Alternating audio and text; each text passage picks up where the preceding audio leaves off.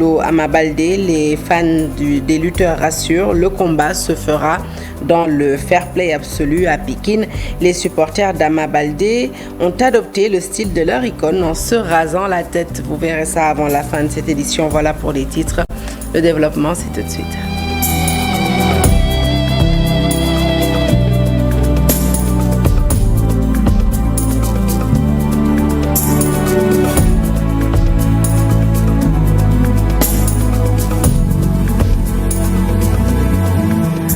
Bonsoir et bienvenue à tous. Un journal que nous ouvrons donc tout de suite avec cet accident mortel survenu sur la route de Bambilor. 5 personnes y ont perdu la vie sur le coup lors d'une collision entre un véhicule de marque Dacia en provenance de Bambilor et un camion.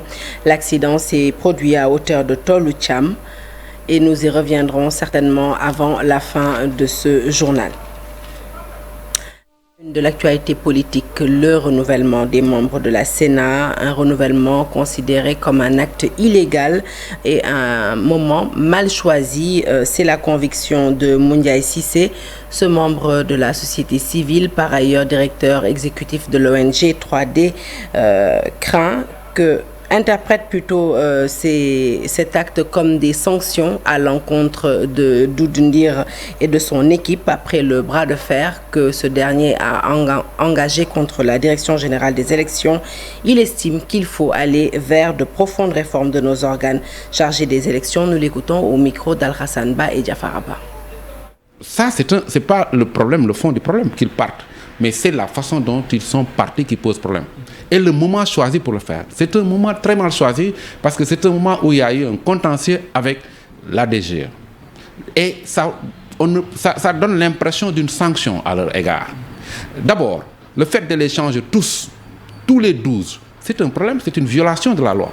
Pourquoi? Parce que la loi a prévu que le renouvellement se fasse par tiers. Aujourd'hui, changer les 12 constitue une violation de la loi.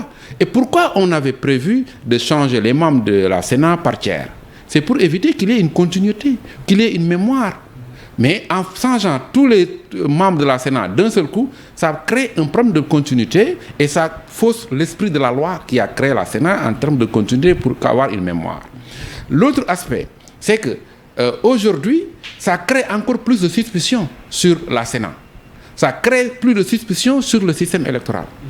Et donc, je pense que la conséquence, c'est d'en tirer, de faire en sorte qu'il y ait des réformes très approfondies, orientées vers les organes de gestion des élections.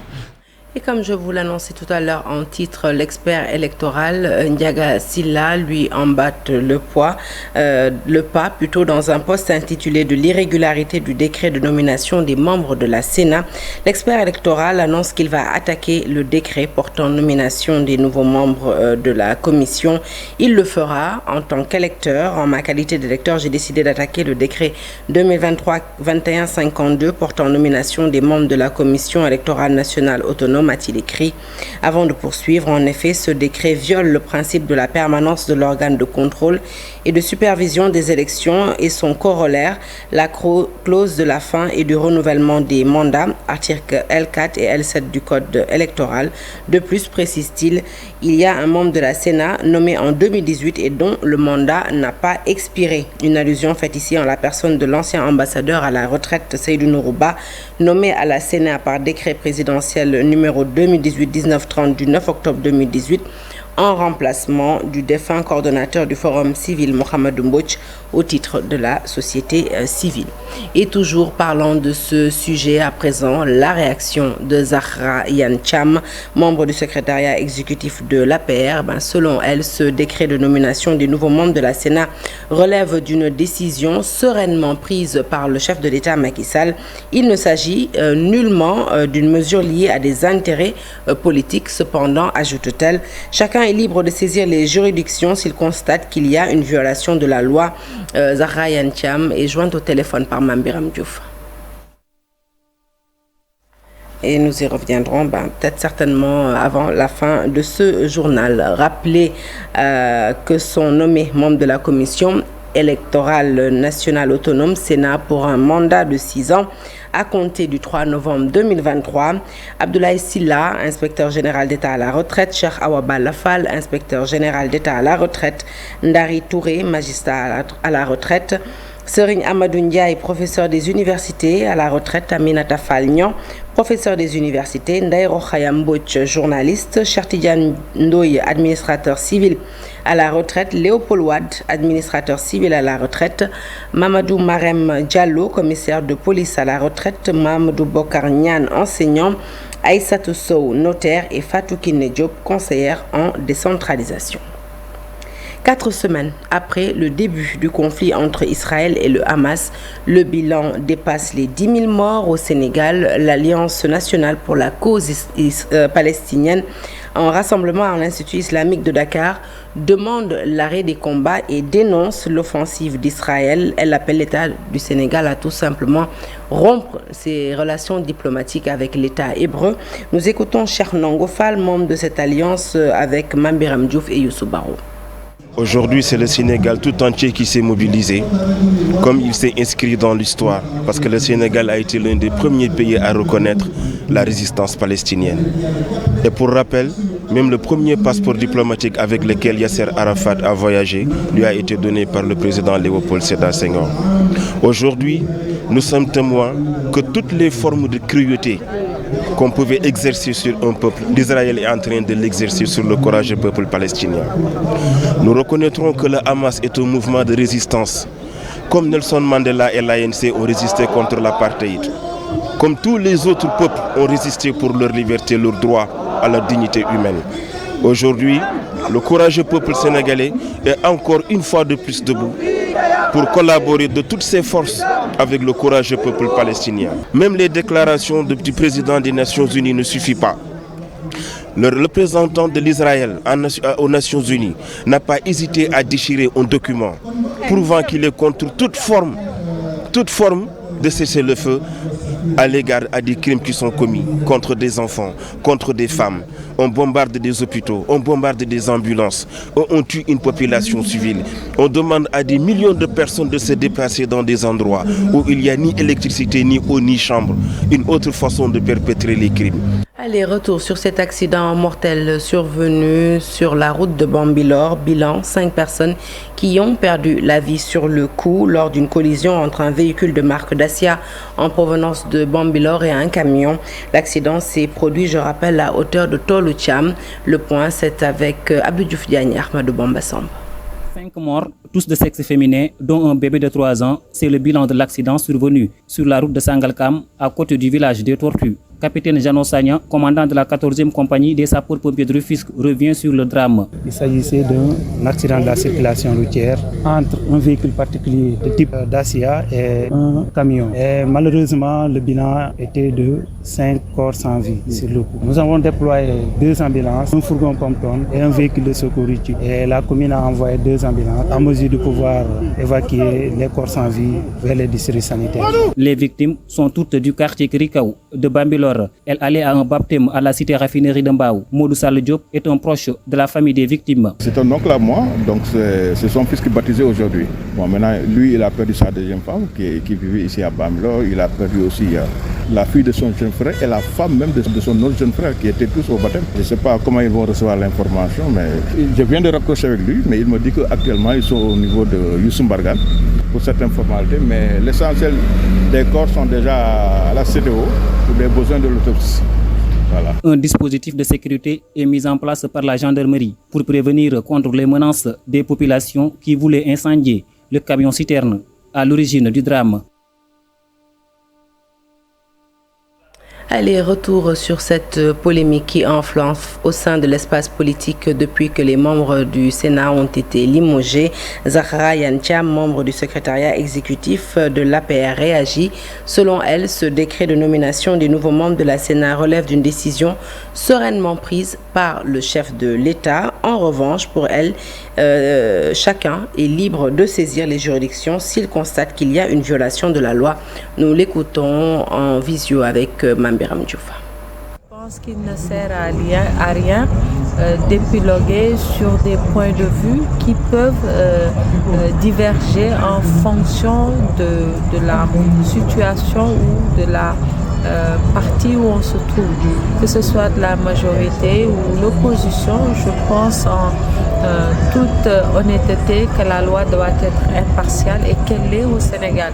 Je pense que nous avons un système judiciaire qui permet à tout justiciable d'avoir les moyens, d'avoir la possibilité de contester des décisions, qu'elles soient administratives ou autre nature de décisions qui sont rendues par les juridictions compétentes. Et partant de là, je crois sincèrement que M. le Président de la République a les compétences et les expertises qu'il faut dans le domaine juridique pour prendre des actes administratifs en conformité avec le cadre réglementaire. Ça, c'est le principe de départ que tout Sénégalais doit avoir. Et ce principe de départ est corroboré par ce que nous vivons, cette longue tradition de démocratie. Maintenant, est-ce qu'il faut bafouer toute cette longue tradition de démocratie parce que juste on a juste des intérêts qui ne sont pas satisfaits ou des désirs qui ne sont pas satisfaits? Je pense que c'est de la responsabilité de tout un chacun, de chaque Sénégalaise, de chaque Sénégalais. En prélude à la visite du chef de l'État annoncée le 13 prochain à Kédougou, le ministre des Transports aériens, du développement des infrastructures aéroportière était à Kédougou ce matin. Objectif de cette visite, voir l'état d'avancement des travaux de réfection de l'aérodrome de Kédougou, notamment la piste d'atterrissage qui n'est pas aux normes. Le constat, encore des améliorations à faire, dont l'achèvement du mur de clôture de l'aéroport et le désherbage des alentours de la piste d'atterrissage pour permettre d'avoir un peu plus de visibilité pour les pilotes. Maître Antoine Meng, ministre des Transports aériens et du développement des infrastructures, s'exprime au micro d'Ibrahima Diabakhate. Je constate qu'ici, au niveau de l'aéroport de Kédougou, beaucoup d'efforts ont été faits parce que tout simplement, je vois que la piste qui avait une longueur de 1800 mètres est passée à 2000 mètres. Et en largeur, on est passé de 15 mètres à 30 mètres. Je vois aussi que du point de vue du parking, ils sont à 500 mètres carrés. Je vois également que beaucoup d'efforts ont été faits dans le cadre de l'île de clôture.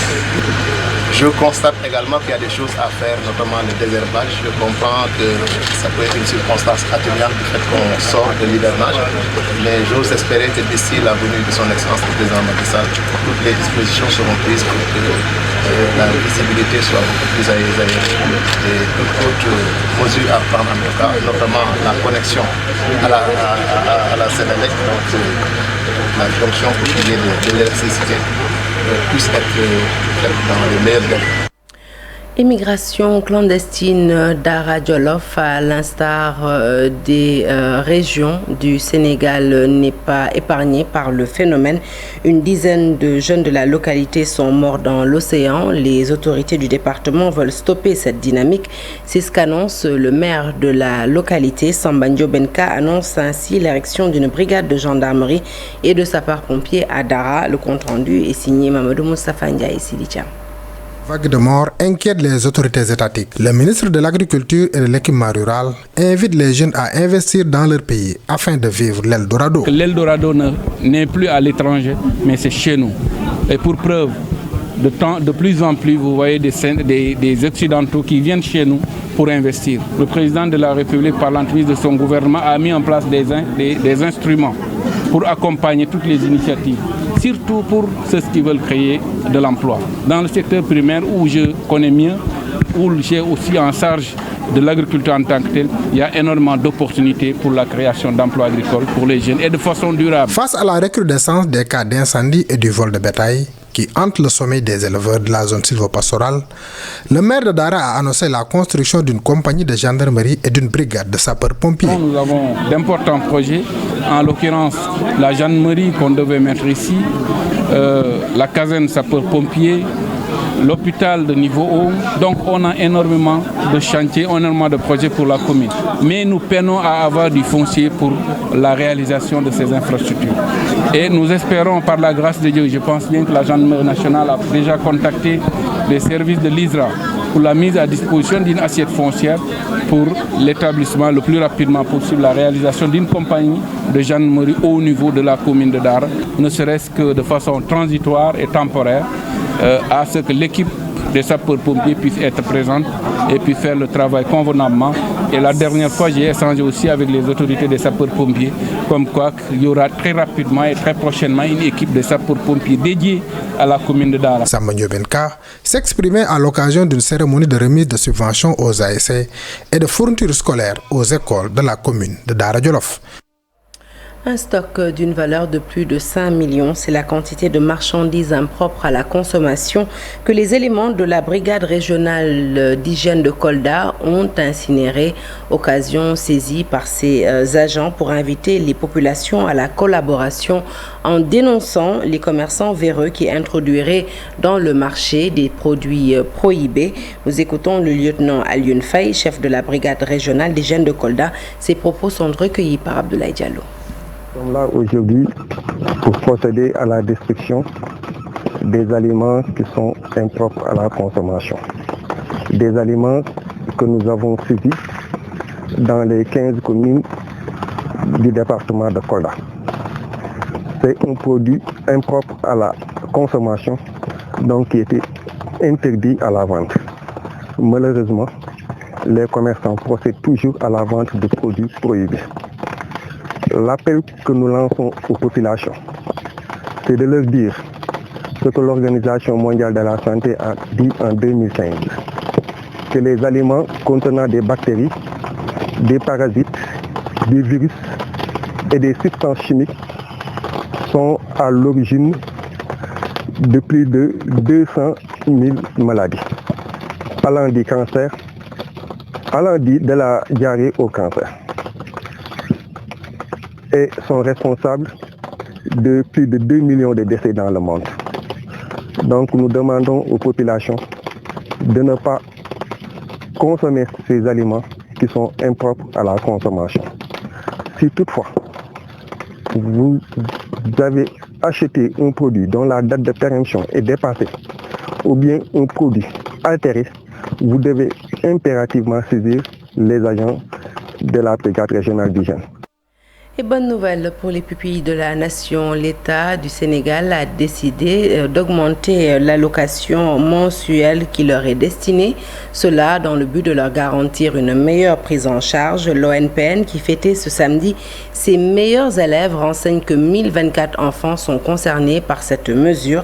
D'après le secrétaire général du ministère de la Femme, Mame Gourdiouf, eh bien, l'État est en train de travailler pour doter l'Office national des pupilles de la nation d'un centre multifonctionnel pour la pérennisation de son accompagnement à leur égard. Nous l'écoutons au micro d'Al-Hassan Ba et Amadou Ba.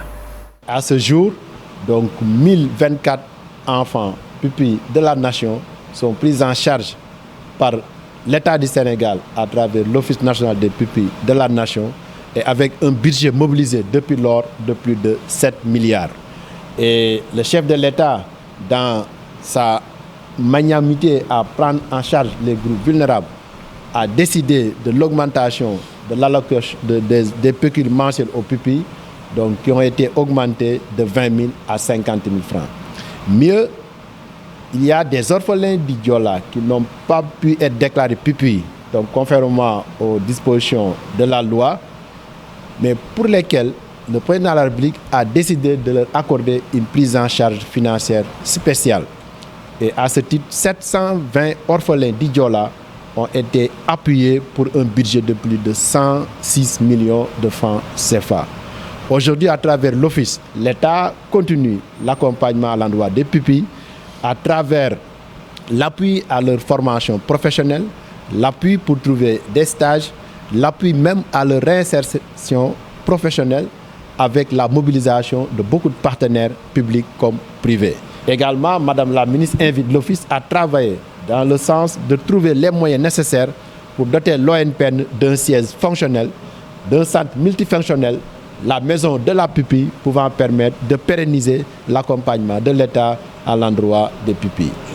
Installée dans ses nouvelles fonctions ce samedi, la nouvelle présidente de la coordination départementale des parents d'élèves et d'étudiants de Dakar décline ses ambitions. Aïda Diouf veut un meilleur cadre de vie et une prise en charge sanitaire dans tous les établissements scolaires.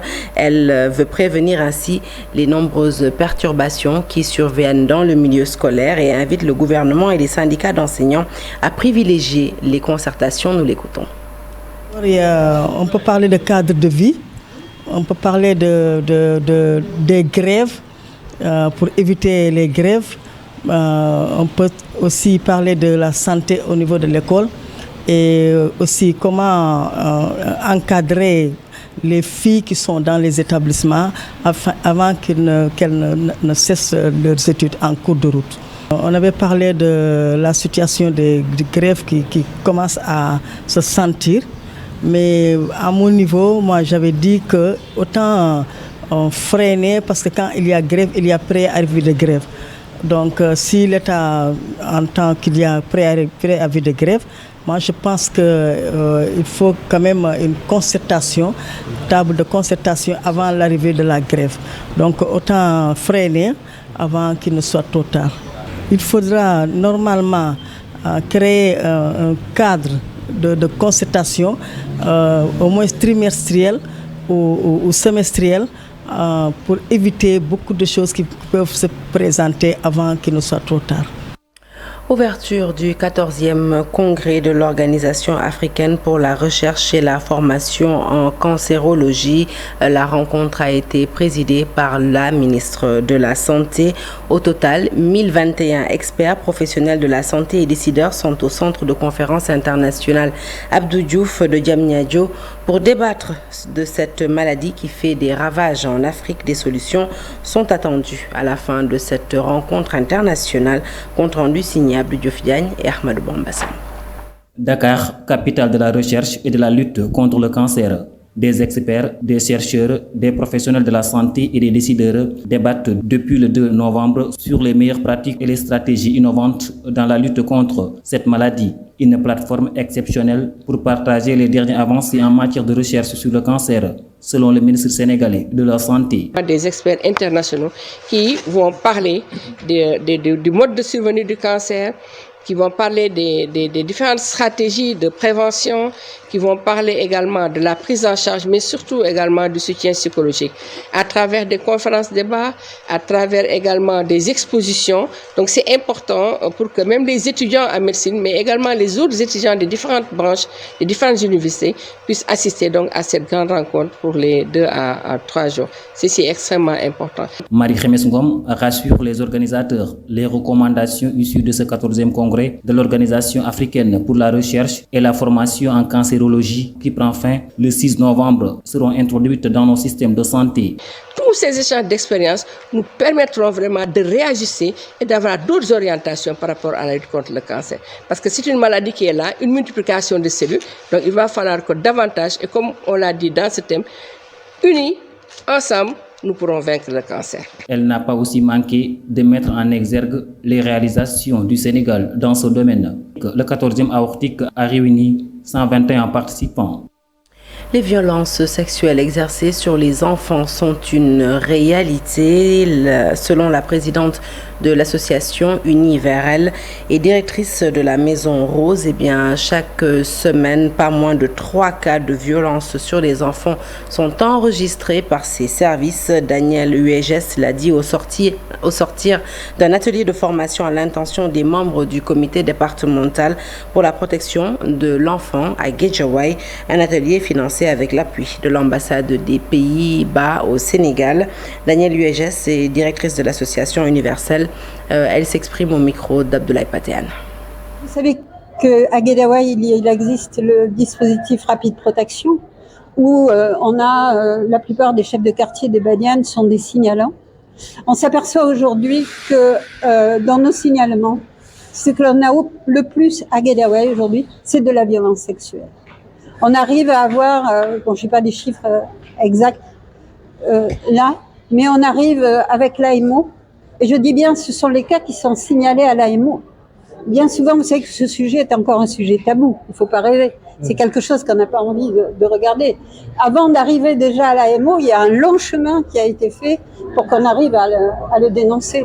On arrive actuellement à avoir un minimum entre 2 et 3 cas de violences sexuelles faites aux enfants depuis ces 4 ou 5 derniers mois à Guédiawaye. Donc c'est par jour, par semaine. Donc c'est ce qui nous a aussi incité à aller. Allez, on s'intéresse à présent à la cérémonie de dédicace du livre de Dior Fall Sow, ancienne présidente de l'association des juristes sénégalaises. Elle est auteure du livre blanc « En mon âme et conscience », un ouvrage qui retrace son parcours académique et professionnel, mais qui aussi fait une cartographie du militantisme de l'auteur pour la cause des femmes. L'association des juristes sénégalaises qui a organisé cette cérémonie de dédicace a rendu hommage à celle qui fut deuxième présidente de la dite organisation. Et nous écoutons tout de suite Madame Aminata Fall Niang, présidente actuelle de l'AJS, au micro d'Aminata Maresso et Mardia. Et cette cérémonie de dédicace a pour objet, au-delà du livre, de lui rendre hommage en tant que pionnière et en tant qu'icône de notre association.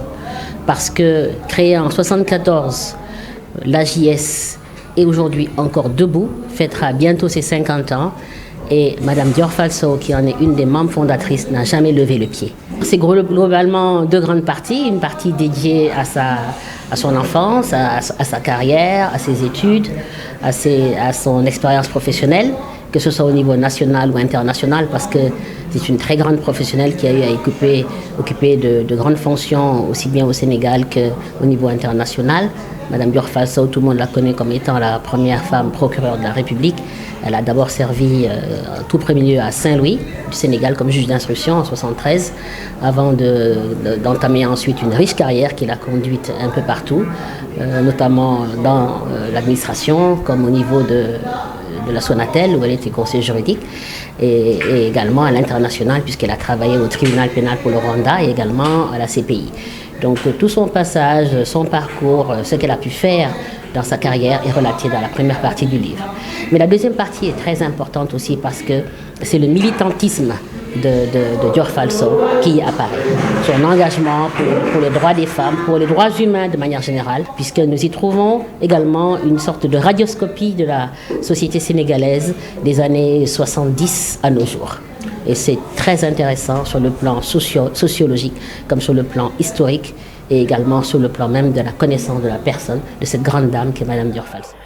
Hors de chez nous, en Guinée, plus précisément, certainement l'une des cavales les plus courtes de l'histoire pénitentiaire. Sitôt sortis de prison, ils ont été aussitôt repris et retournés en prison. Moussa Dadis Camara, Tchèque Boro Camara et Claude Pivy ont été extirpés tôt ce matin de la prison centrale de Conakry par un commando, mais leur cavale n'aura duré que quelques heures, excepté Claude Pivy qui s'est volatilisé dans la nature. Eh bien, tous les autres ont été mis aux arrêts.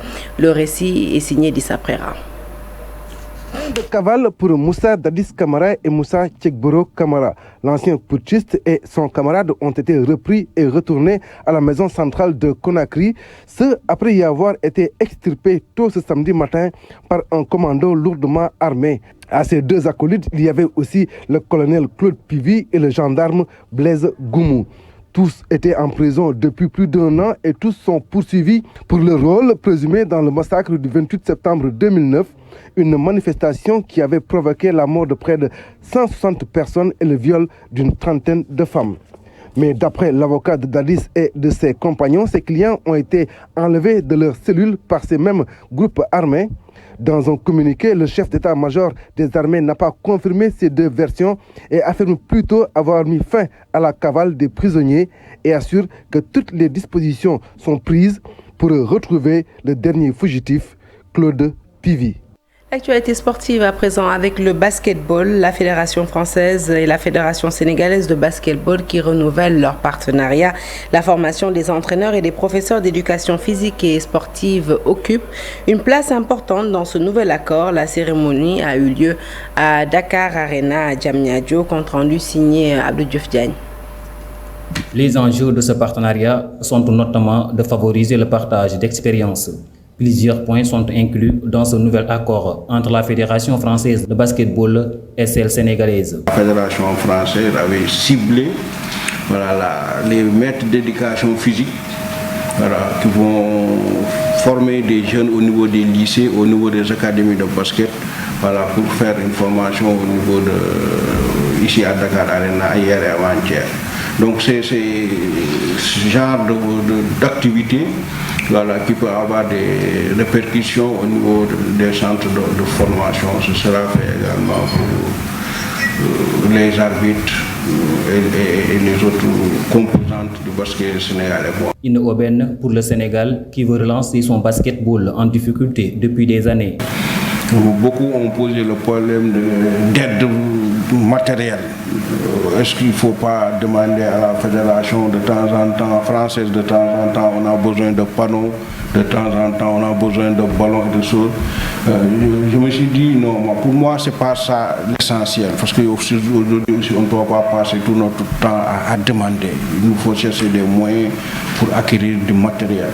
Maintenant ce que je veux, si on analyse les performances du basket français, on peut se dire qu'on a quand même envie, on a besoin que les responsables techniques du basket français, qui est à le niveau mondial, il faut le reconnaître, donc puissent venir aider nos techniciens. La France compte aussi appuyer le Sénégal dans sa préparation pour les Jeux olympiques. Je dirais on n'a pas fait plus avec le Sénégal qu'avec d'autres. Je dirais les choses sont faites. Chaque fois qu'on fait ces séminaires sur Paris, ça fonctionne bien. Chaque fois qu'il y a eu une demande de soutien, on l'a fait. Aujourd'hui, on investit davantage sur le Sénégal. Je l'ai dit, il y a 2026 en ligne de mire. Il y a le 3-3 en ligne de mire qui n'existait pas par le passé. Dakar Arena a été choisi pour la signature de cette convention. 15 pays africains bénéficient du soutien de la Fédération française de basketball. Allez, on parle de lutte à présent. À 24 heures du combat tant attendu entre Ama Baldé et Modou, nos reporters se sont rendus à Pikine, fief du fils de Falaye Baldé. Sur place, un constat. Ses supporters ont décidé d'arborer le même look que leur idole en se rasant la tête. Les fans persuadés de ramener la couronne à Pikine, Habib Faye. La crâne rasée et la nouvelle coiffure de Ama Baldé. Un look qu'adoptent presque tous les jeunes de Pikine pour l'accompagner dans son combat contre Modou Lo, qui lui aussi avait initié le phénomène des bonnets blancs en 2004. Les supporters du fils de Falaye Baldé affirment leur amour à leur champion. Le phénomène qu'on vient juste de découvrir sur le monde de la lutte, c'est une initiative très très noble que je vois très loin, au-delà des autres définitions que l'ont donné les uns et les autres. Moi je pense que c'était le bon moment pour rendre hommage à ceux qui ont donc la maladie du cancer. Ama Baldé, nous l'aimons et il nous rend fiers. C'est pour cette raison que nous le poursuivons partout. La crâne rasée est une bonne chose pour la santé. Même pour entrer dans la religion islamique, il faut d'abord se raser la tête. Le motif, mais peut-être c'est un bon motif, c'est ce qui a poussé les enfants, les jeunes à se raser. La crâne rasée d'Ama Baldé n'est point une recommandation mystique selon ses supporters. Il est temps que tous les Pikinois se rasent la tête pour que la couronne nous revienne ici et ça doit durer pendant 20 ans.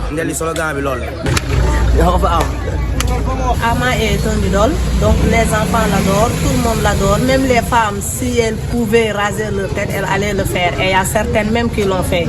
Pas toutes, mais il y a certaines femmes qui ont opté à raser leur tête parce que Ama est un idole, Ama est un grand lutteur qui habite à Pékin, qui est modeste, qui est simple. Ils sont alors à la solde du lutteur. C'est pour la victoire que nous nous rasons la tête. Nous ferons tout ce que Ama nous demande. Nous le suivons partout. La boule à zéro est un synonyme de victoire, bien sûr, parce que franchement parlant, il nous a rassurés et il nous a expliqué pourquoi la boule à zéro.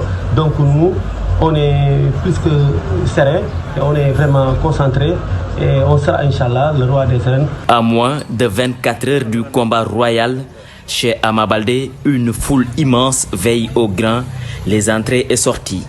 Beaucoup sont ceux qui ont rasé leur tête pour montrer leur appartenance au fils de Pikine. Et les fan clubs des lutteurs Modou Lô et Ama Baldé qui s'affrontent pour le titre de roi des arènes assurent et rassurent, il n'y aura pas de violence qui émanera d'eux à l'arène nationale. Ils demandent aux jeunes de suivre les appels au fair play et à la sportivité lancés par les deux titans. Le reportage est signé Cheikh Sadibou Diarra.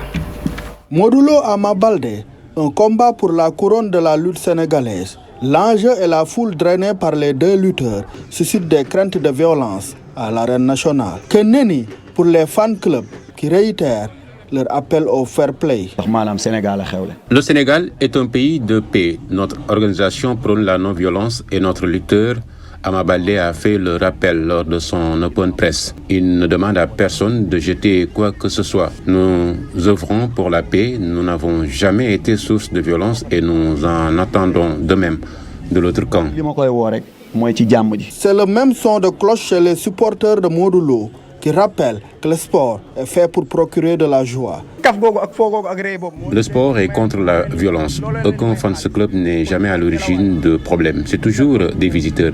Pour la non-violence, c'est même notre slogan, toujours affiché sur le dos de nos t-shirts. Je souhaite que le camp le plus violent même perde le combat.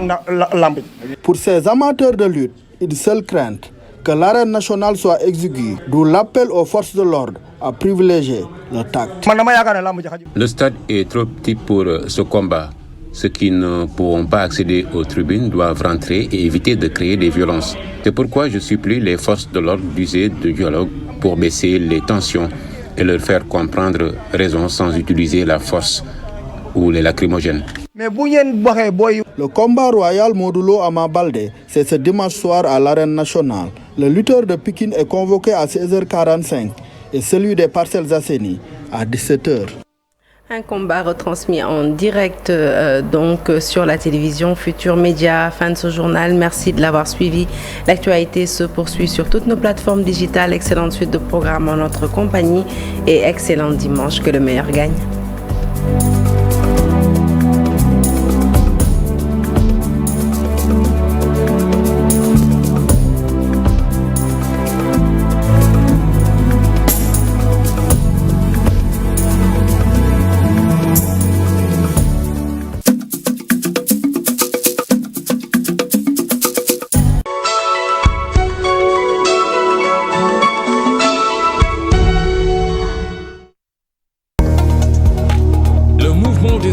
Du Sénégal, MEDES en collaboration avec le Cercle des jeunes entrepreneurs 4.0 du MEDES organise la 6e édition du Salon des startups Afritech le lundi 13 novembre 2023 à partir de 9h au Radisson Blu Hotel Dakar. Afritech est un cadre unique d'innovation, d'échange, de networking dans un écosystème de transformation digitale de nos économies. Le Salon Afritech offre des opportunités riches en